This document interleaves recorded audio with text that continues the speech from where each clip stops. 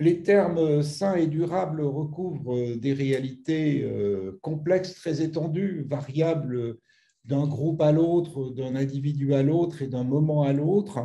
Je crois qu'il est très important dans le contexte actuel d'avoir des définitions, d'avoir des ancrages et des indicateurs quantitatifs consensuels autour des termes de sain et durable.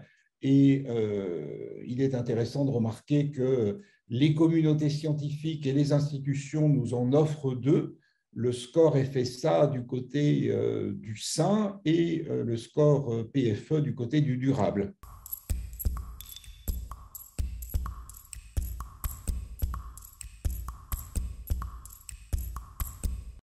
Pour moi, le nouvel omnivore est d'abord quelqu'un qui prend conscience du fait qu'il doit changer et que pour changer, il faut qu'il approfondisse ses connaissances, qu'il existe des connaissances fondées sur la science qui vont lui permettre de mieux choisir son alimentation et de se débarrasser d'un certain nombre de fausses croyances qu'il peut avoir, bref, de mobiliser sa raison et pas uniquement ses émotions du moment. C'est aussi quelqu'un qui fait confiance en l'information qui lui est donnée et qui sait que cette information l'aide à s'engager dans le long terme, mais l'aide à s'engager dans le long terme pour le bien commun.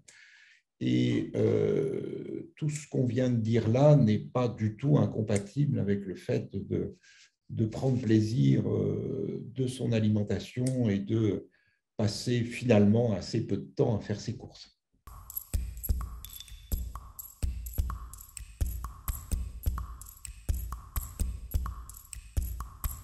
L'étiquetage va jouer un rôle important à condition que l'étiquetage soit bien encadré, bien régulé par les pouvoirs publics, qui soit à la fois synthétique, facile à utiliser, qui soit transversal, qui permette des substitutions entre les catégories de produits, et puis qui soit interprétatif, c'est-à-dire qu'il indique au consommateur une véritable aide à la décision en lui disant voilà, tel produit ou telle catégorie de produits, il faut en consommer moins, et puis telle catégorie, il faut en consommer plus. Si on fait ça, je pense que l'étiquetage peut avoir des effets non seulement importants, mais cumulatifs. Alors quoi d'autre? Là, je distinguerai la nutrition et l'environnement. En nutrition, le PNNS a fait beaucoup depuis quelques années, ce qui fait que les consommateurs ont peu de fausses croyances et ont beaucoup de connaissances. En matière d'environnement, c'est le contraire. Et donc, en matière d'environnement, on a besoin d'une information plus analytique, complémentaire.